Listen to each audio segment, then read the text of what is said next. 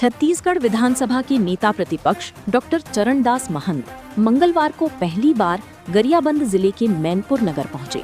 इस दौरान block Congress committee Mainpur अध्यक्ष रामकृष्ण ध्रुव के नेतृत्व में सैकड़ों कांग्रेस कार्यकर्ताओं ने गाजे बाजे के साथ ऐतिहासिक स्वागत किया गया, जिसके बाद नहानबीरी पैरी सदन पहुंचे, जहां विधायक जनक ध्रुव ने अपने निवास में चरणदास महंत का परंपरानुसार स्वागत किया गया।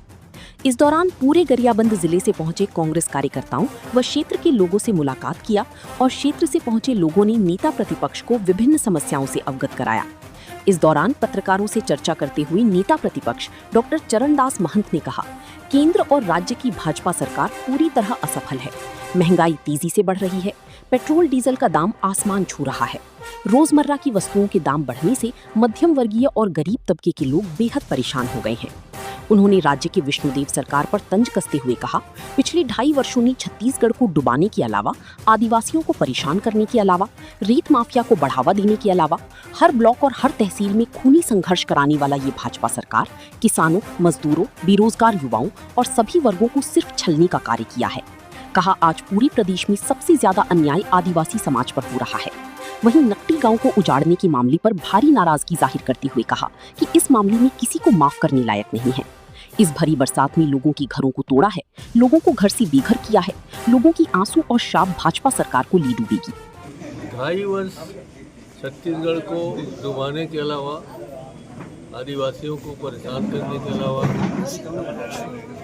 रेत माफिया को बढ़ावा देने के अलावा,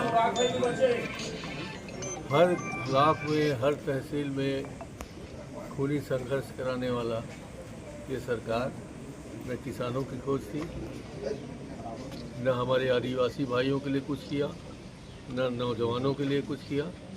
और जब 2.5 साल बीत गए हैं तो जल्दी ही 2.5 साल में ये चले जाएं, ये पूरा प्रदेश का नौजवान, किसान भाई, आदिवासी भाई, अनुसूचित जाति के भाई और ओबीसी के सब लोग परेशान हैं।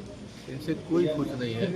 एक आदिवासी होने के नाते हम स्वयं लोग ये चाहते थे, स्वयं चाहते थे कि चलिए एक आदिवासी आया है, इनके साथ न्याय होगा, मगर सबसे ज़्यादा अन्याय आदिवासियों के साथ हुआ है। नकटी मामले में क्या बोलेंगे भी?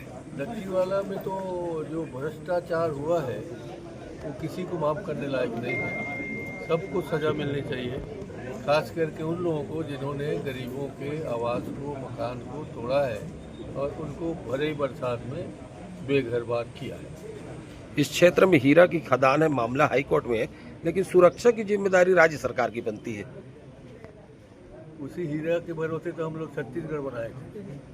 मैंने लोकसभा में उस भाषण में कहा था कि हमारे यहाँ हीरा है और उसको निकाल के हम लोग सब टैक्स माफ कर सकते हैं और छत्तीसगढ़ ही ऐसा राज्य बनेगा जो फ्री टैक्स होगा, कोई प्रकार का टैक्स नहीं होगा।